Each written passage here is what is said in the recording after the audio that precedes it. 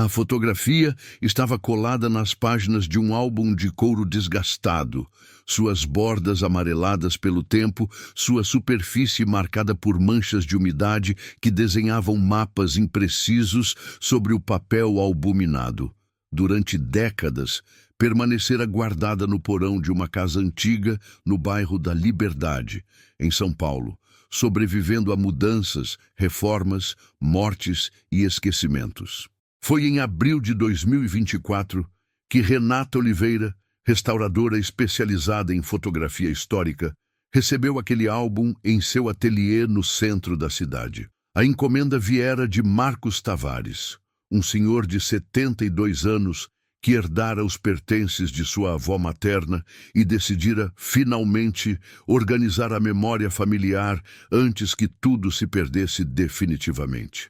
"Tem muita coisa aí que nem sei quem é", dissera Marcos ao entregar a caixa com o álbum e outros documentos. "Minha avó morreu em 1989 e nunca falava muito do passado. Queria ver se consegue recuperar essas fotos."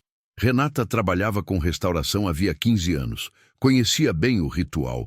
Examinar cada imagem com lupa e luz rasante, catalogar os danos, definir prioridades.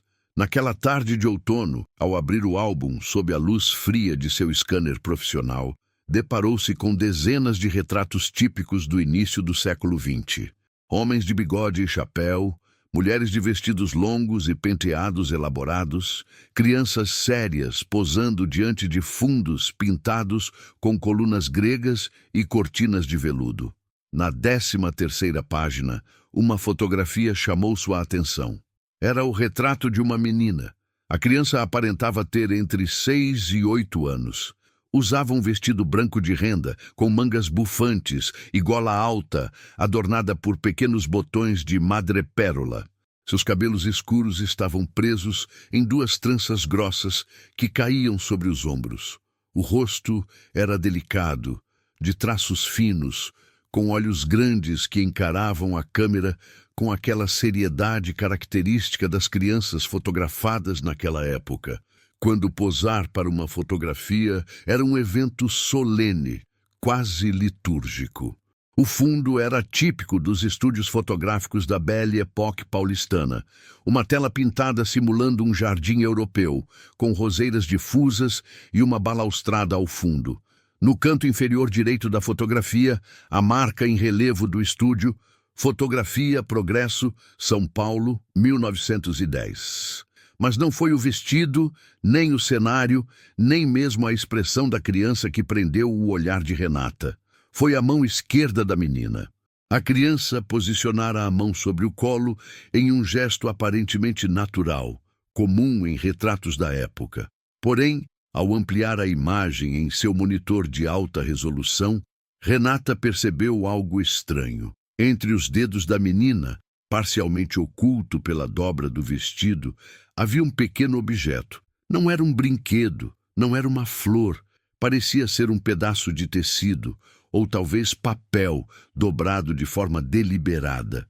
E nele, mesmo através da granulação da fotografia antiga e das manchas do tempo, era possível distinguir um símbolo desenhado à mão. Renata ajustou o contraste, aumentou a nitidez digital, aplicou filtros de realce. A imagem revelou-se aos poucos. Um pequeno círculo com uma cruz no centro, de traços simples, quase infantis, mas nitidamente intencionais. A restauradora sentiu um incômodo familiar, aquele pressentimento que surge quando algo não se encaixa. Por que uma criança seguraria um papel com um símbolo durante uma sessão formal de fotografia? Porque o fotógrafo permitiria esse objeto na composição, geralmente tão controlada e artificial. Renata fotografou a tela com seu celular e ampliou ainda mais. O símbolo estava ali, inegável, pequeno, discreto, mas definitivamente presente. Ela voltou a olhar para o rosto da menina, aqueles olhos escuros, sérios, infantis, mas também portadores de algo mais.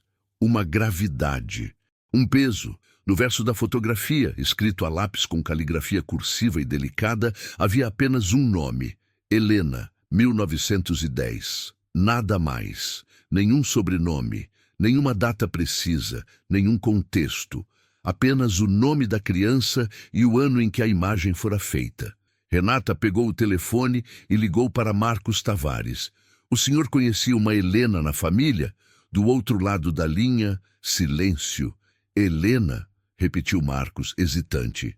Não, nunca ouvi esse nome. Por quê? Tem uma fotografia aqui.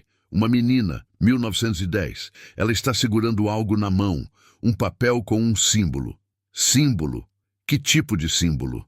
Ainda não sei, mas vou descobrir. Ao desligar, Renata já sabia que aquela não seria uma restauração comum. Aquela fotografia guardava uma história, e histórias enterradas no tempo raramente voltam à superfície sem razão.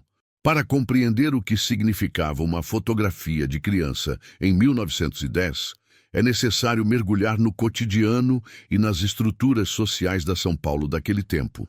Uma cidade em transformação acelerada, suspensa entre o Brasil rural e imperial do século XIX e as promessas modernizantes da República recém-instaurada.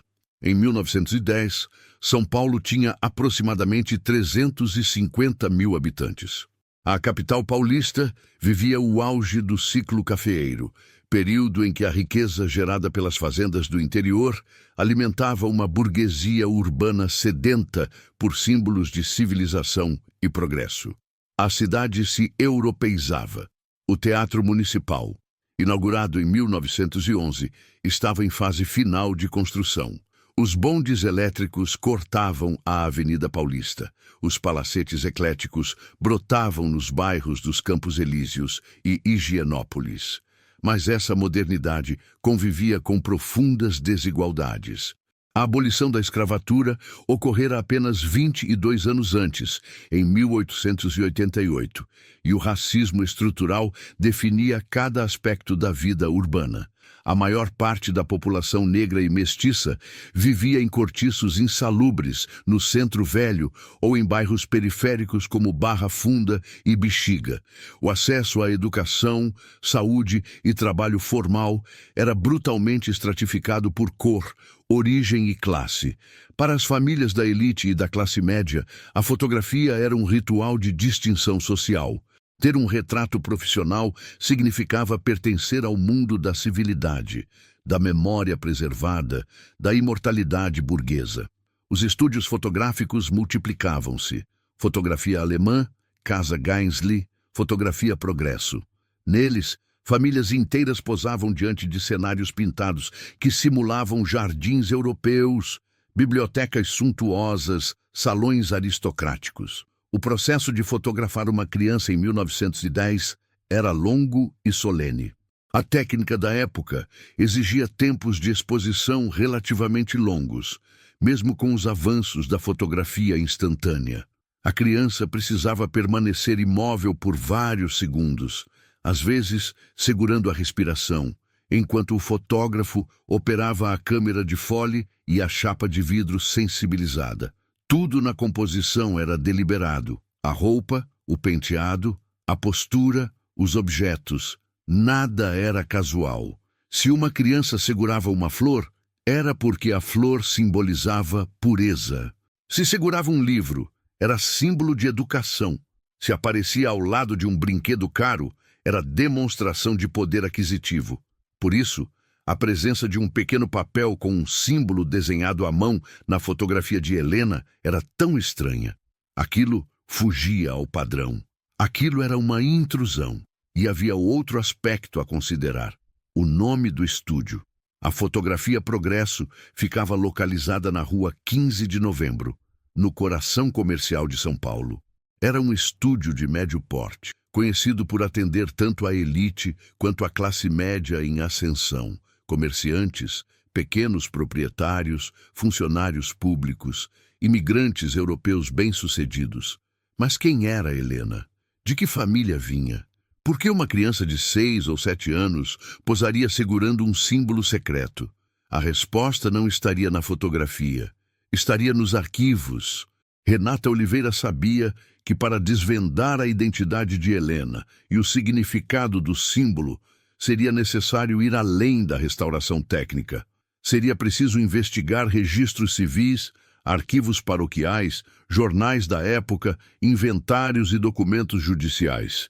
Seria preciso reconstruir, fragmento por fragmento, uma vida quase apagada pelo tempo. Seu primeiro passo foi retornar ao álbum completo. Ao examinar as outras fotografias, Renata identificou 2 retratos de um casal que parecia ser recorrente. Um homem de meia-idade, bigode espesso, terno escuro e corrente de relógio, e uma mulher de vestido comprido, cabelos presos em coque, expressão severa. No verso de uma das fotos, outra anotação a lápis: Antônio e Carmela, 1908. Renata fotografou todas as imagens, catalogou os nomes, as datas, os estúdios. Depois, dirigiu-se ao Arquivo Público do Estado de São Paulo, no bairro da Luz. No setor de registros civis, mergulhou nos livros de nascimento, casamento e óbito do período entre 1903 e 1920, focando em sobrenomes que pudessem conectar Antônio, Carmela e Helena. A tarefa era hercúlea: milhares de registros manuscritos, caligrafia irregular, páginas manchadas, nomes repetidos. Após 3 dias de busca meticulosa, encontrou uma entrada relevante no livro de nascimentos da paróquia de Santa Ifigênia, datada de 14 de março de 1903. Helena Tavares da Silva, filha legítima de Antônio Tavares da Silva, natural de Portugal, e Carmela Lombardi da Silva, natural da Itália, batizada nesta paróquia em 21 de março de 1903. Renata sentiu o sangue acelerar. O sobrenome Tavares coincidia com o do cliente que lhe trouxera o álbum, Marcos Tavares. Aquela Helena era, muito provavelmente, parente direta dele, mas ainda faltava entender o símbolo. Renata ampliou a pesquisa, visitou a Biblioteca Mário de Andrade e consultou jornais da época, o Estado de S., Paulo, Correio Paulistano, Fanfula, Jornal da Comunidade Italiana. Buscou por menções ao estúdio Fotografia Progresso, por ocorrências envolvendo crianças, por qualquer indício que pudesse iluminar aquele mistério. Foi em uma edição do Correio Paulistano de agosto de 1910 que encontrou algo relevante. Uma nota discreta, publicada na seção de notícias locais. Campanha de assistência à infância desvalida. A Sociedade Beneficente Santa Mariana anuncia nova campanha de arrecadação para auxílio a crianças órfãs e abandonadas. Famílias interessadas em contribuir ou acolher menores devem procurar a sede na Rua da Glória. Renata anotou o nome: Sociedade Beneficente Santa Mariana.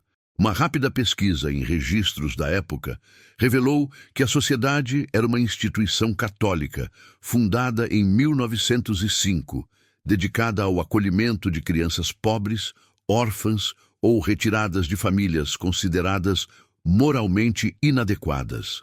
Um eufemismo que, na prática, significava crianças negras, mestiças ou filhas de mães solteiras e prostitutas.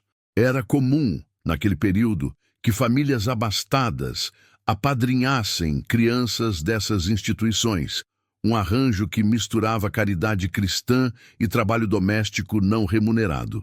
Muitas dessas crianças eram registradas como criadas, afilhadas ou agregadas nos inventários e censos familiares.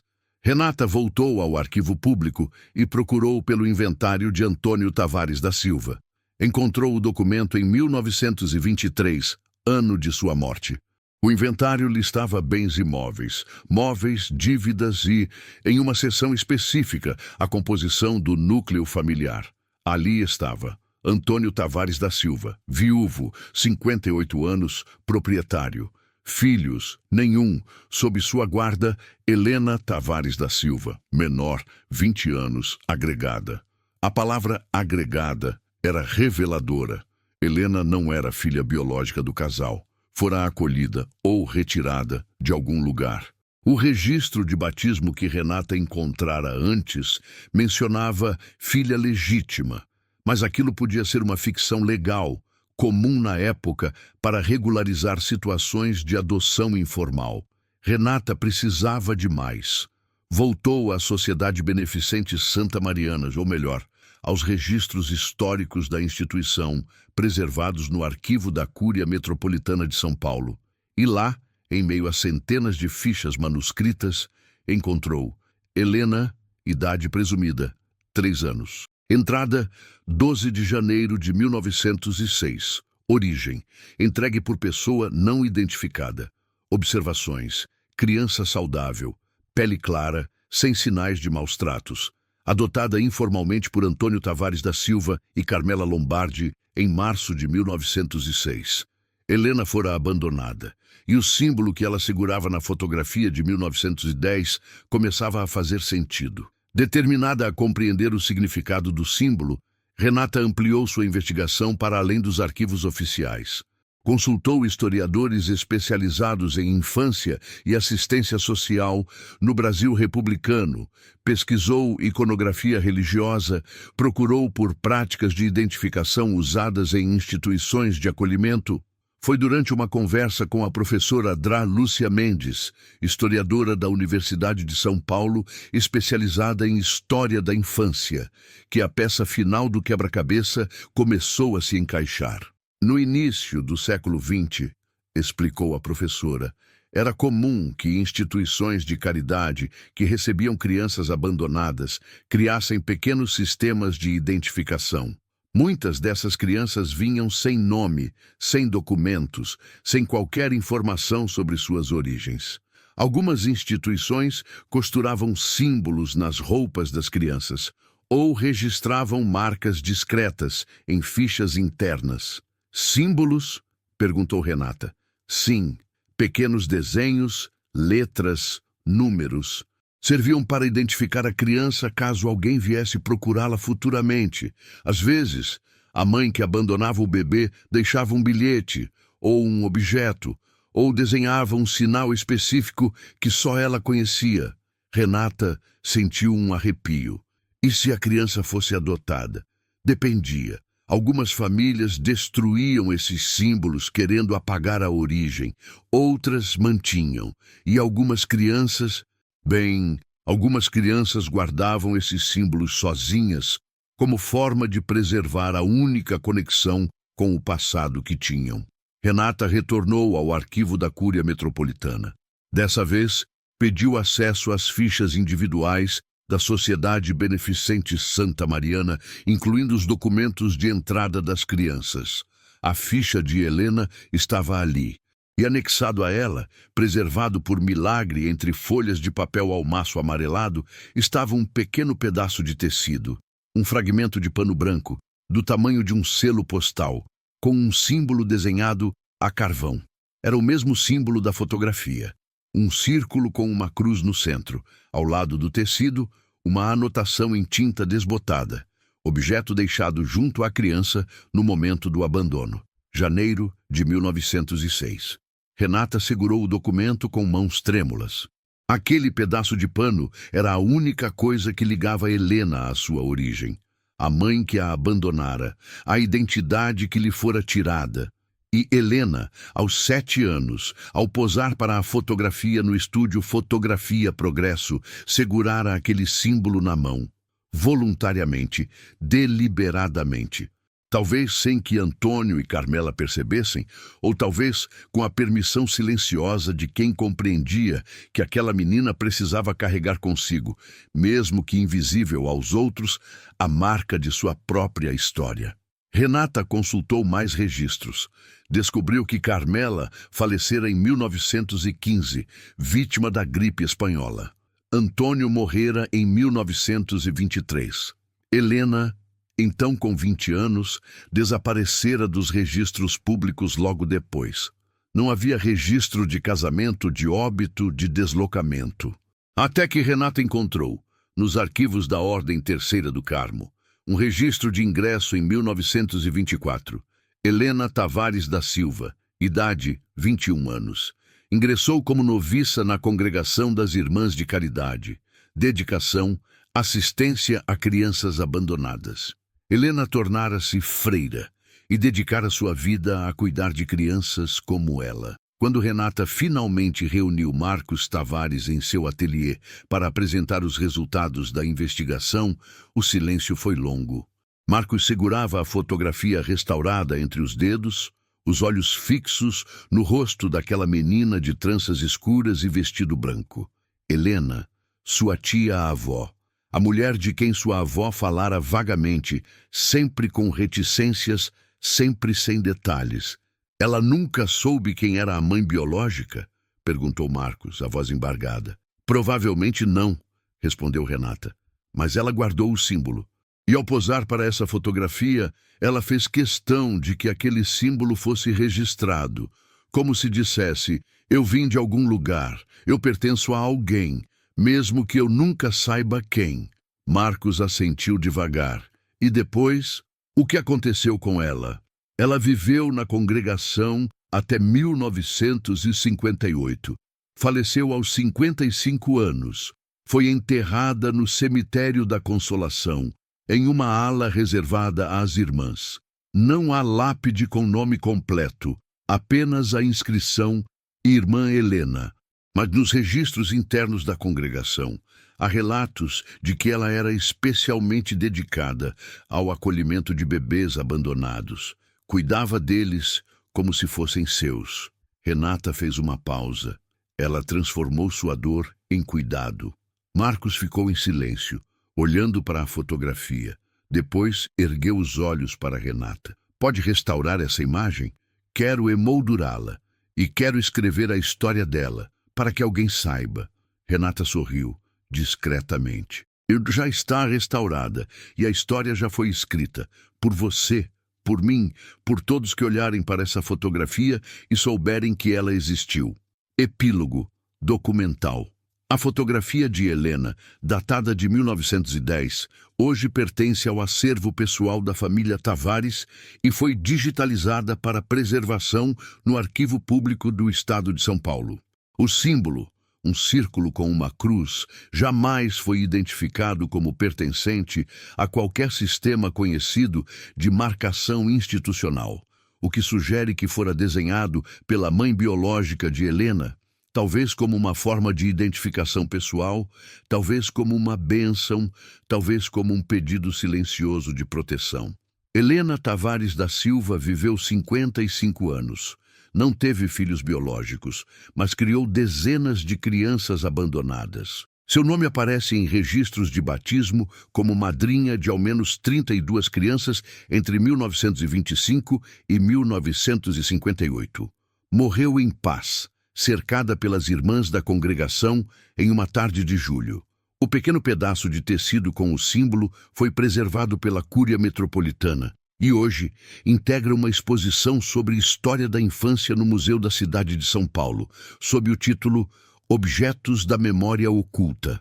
E a fotografia, aquela imagem de uma menina séria, de vestido branco, segurando nas mãos um segredo quase invisível, continua ali, testemunha silenciosa de que algumas histórias só podem ser contadas quando alguém se dispõe a olhar além da superfície, a procurar nos arquivos do esquecimento, a dar nome e dignidade ao que foi deliberadamente apagado. Helena existiu, e ela importa. 3 meses após apresentar suas descobertas a Marcos Tavares, Renata Oliveira recebeu um telefonema inesperado. Era de Irmã Beatriz, arquivista da Congregação das Irmãs de Caridade, que tomara conhecimento da investigação através de um artigo que Renata publicara no Boletim da Associação Brasileira de Conservação e Restauração de Bens Culturais. A religiosa, uma mulher de voz suave e dicção cuidadosa, tinha algo importante a dizer. Encontramos alguns pertences pessoais de Irmã Helena. Estavam guardados em uma caixa de madeira no arquivo morto da congregação. Achamos que você deveria vê-los. Renata não hesitou. No dia seguinte, estava no convento da Ordem, localizado em um edifício centenário na região da Aclimação. Irmã Beatriz a recebeu em uma sala austera, com paredes brancas, um crucifixo de madeira e uma janela que dava para um pequeno jardim interno. Sobre a mesa, Uma caixa de cedro desgastada, com dobradiças de ferro enferrujadas. Isso pertenceu à irmã Helena, disse a arquivista. Foi guardado após sua morte, em 1958. Não há nada de valor material aqui, mas há documentos pessoais. Achamos que podem ajudar a completar sua pesquisa. Renata abriu a caixa com cuidado. Lá dentro, envoltos em papel de seda amarelado, estavam alguns objetos simples. Um rosário de contas escuras, um pequeno missal com páginas sublinhadas, 2 fotografias.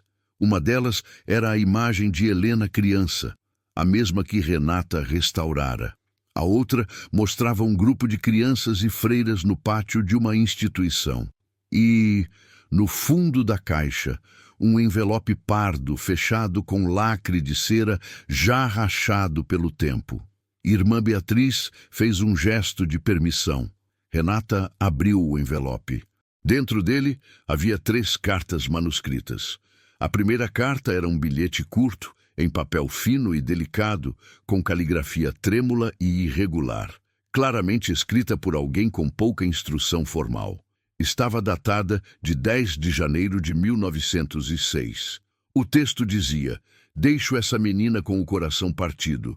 Não posso cuidar dela. Não tenho nada para dar. Desenhei esse sinal para que, se um dia eu puder voltar, ela saiba que sou eu. É um círculo com uma cruz. Foi minha mãe que me ensinou. Significa proteção, que Deus guarde minha filha, que alguém cuide dela melhor do que eu pude." Não havia assinatura, apenas o bilhete, a caligrafia desesperada e a data. Renata sentiu o peito apertar. Aquela era a mãe biológica de Helena, a mulher que a abandonara na porta da Sociedade Beneficente Santa Mariana em janeiro de 1906. A mulher que desenhara o símbolo como promessa de retorno, um retorno que, pelo visto, jamais aconteceu. A segunda carta era diferente. Estava escrita em papel timbrado da congregação, datada de 12 de abril de 1924 e endereçada à Madre Superiora da época. A caligrafia era firme, educada, adulta. Era de Helena, aos 21 anos, solicitando ingresso na ordem religiosa. O trecho mais revelador dizia: "Venho solicitar humildemente a permissão para ingressar nesta congregação como noviça. Desde muito jovem, sinto o chamado para servir ao próximo, especialmente as crianças que, como eu, foram privadas do calor de um lar completo. Fui criada por família honrada e recebi educação cristã, mas nunca esqueci de onde vim. Carrego comigo a marca da minha origem, não como vergonha, mas como lembrança de que todos merecem dignidade e amor. Desejo dedicar minha vida a cuidar daqueles que a sociedade abandona, como um dia fui abandonada, mas como também fui acolhida." Renata leu e releu aquele trecho. Helena não escondia sua história, ela a assumia, transformava a dor em missão. A terceira carta era a mais impactante. Estava escrita em 1956, 2 anos antes da morte de Helena, e era endereçada à própria irmã Beatriz, que na época era uma jovem noviça recém-chegada à congregação. A carta começava assim: "Querida irmã Beatriz, você me perguntou outro dia por que eu guardo aquela fotografia antiga, aquela em que apareço criança, com um pedaço de pano na mão. Vou te contar. Eu tinha 7 anos quando aquela foto foi tirada. Meus pais adotivos me levaram ao estúdio fotográfico para fazer um retrato de família. Era um evento raro, solene. Eu fui vestida com o melhor vestido que tínhamos. Meus cabelos foram trançados com esmero. Tudo tinha que ser perfeito. Mas naquela manhã, antes de sairmos de casa, eu fui até o pequeno baú onde guardava minhas poucas coisas. Uma boneca de pano, um livro de catecismo e um pedacinho de tecido branco com um símbolo desenhado. Aquele tecido era a única coisa que eu tinha da minha mãe verdadeira. Eu não a conheci, não sei seu nome, não sei seu rosto, mas sei que ela me deixou aquele símbolo. Eu não sabia bem o que ele significava, só sabia que era meu. Então, quando estávamos no estúdio, enquanto o fotógrafo arrumava a câmera, eu peguei o pedaço de tecido e segurei na mão, escondido entre os dedos. Ninguém percebeu. Anos depois, quando olhei para aquela fotografia, percebi que o símbolo estava ali, registrado para sempre. E isso me deu paz, porque significava que minha mãe, mesmo sem saber, estava comigo naquele momento, que ela nunca me abandonou de verdade, que ela me deixou uma marca de amor. Hoje sei que ela fez o que pôde, que a pobreza, a solidão, o desespero a forçaram a me deixar. Mas ela não me esqueceu, e eu nunca a esqueci. A carta continuava por mais 2 páginas, nas quais Helena descrevia seu trabalho na congregação, as dezenas de crianças que acolhera, as histórias que ouvira, as mães desesperadas que chegavam à porta da instituição, exatamente como sua mãe chegara décadas antes. No final, Helena escrevia: cada criança que pego no colo, eu imagino que estou pegando a mim mesma. E cada mãe que consola, eu imagino que estou consolando aquela mulher que me deu a vida, mas não pôde me criar. Esse é o meu propósito. Esse é o significado do símbolo. Não é apenas memória, é missão. Renata terminou de ler com os olhos úmidos. Irmã Beatriz, sentada do outro lado da mesa, sorriu discretamente. Ela nunca falava muito sobre isso. Mas todos nós sabíamos que irmã Helena era diferente. Tinha uma compaixão, uma compreensão profunda do sofrimento alheio. Agora entendo por quê. Renata fechou as cartas com cuidado e devolveu-as ao envelope. Essas cartas precisam ser preservadas. Elas completam a história. Já providenciamos, respondeu a religiosa. Vão ser digitalizadas e integradas ao acervo histórico da congregação. E, com sua permissão, gostaríamos de usar parte da sua pesquisa em uma exposição que estamos organizando sobre a história do acolhimento infantil em São Paulo. Renata assentiu, com uma condição. Qual? Que o nome de Helena esteja em destaque. Que as pessoas saibam quem ela foi. Que ela não seja apenas Irmã Helena, mas Helena Tavares da Silva, a menina do símbolo. A mulher que transformou o abandono em acolhimento. Semanas depois, Renata retornou ao ateliê com as cópias digitalizadas das cartas. Reuniu-se novamente com Marcos Tavares e mostrou-lhe os documentos. Marcos leu em silêncio, página por página. Quando terminou, ficou olhando pela janela, os olhos perdidos no horizonte urbano de São Paulo. Ela não teve filhos, disse ele, quase sussurrando, mas deixou uma família enorme. Sim, concordou Renata. De 32 crianças batizadas em seu nome, centenas de outras que passaram por suas mãos, e agora todos nós que conhecemos sua história, somos parte do legado dela. Marcos virou-se para Renata. Sabe o que mais me impressiona? É que ela segurou aquele símbolo na fotografia de propósito.